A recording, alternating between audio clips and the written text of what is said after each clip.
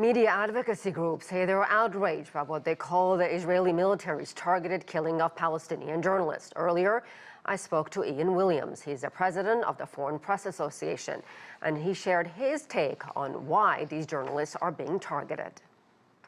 Look, the reason that Anas was murdered by the Israelis was because he was an independent witness to the crimes that Israel is committing in Gaza. That's why they won't allow foreign journalists in. And the journalists are already there, they can't keep out, so they're killing them.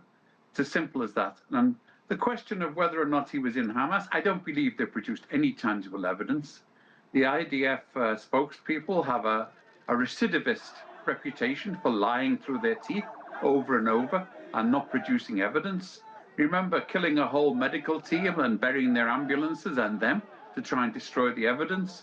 That's the type of background that we have for the veracity of the allegations.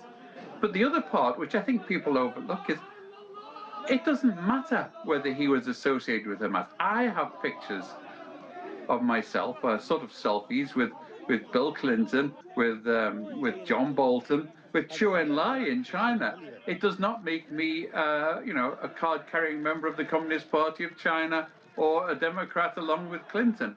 It's what journalists do, and it's completely irrelevant.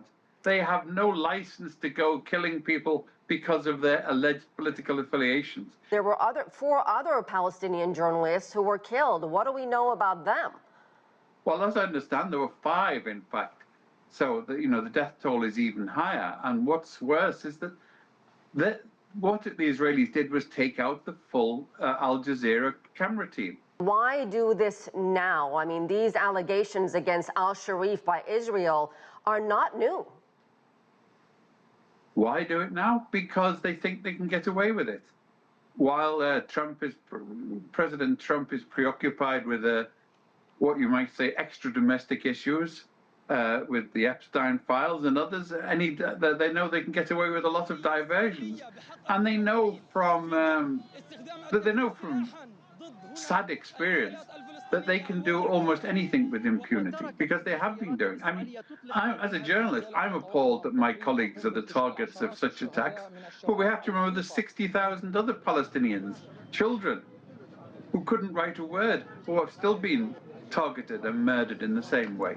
And, we feel for them. Of course, the journalism is extra important because this is an attempt to kill the messenger, to kill the evidence. And our thanks to Ian Williams.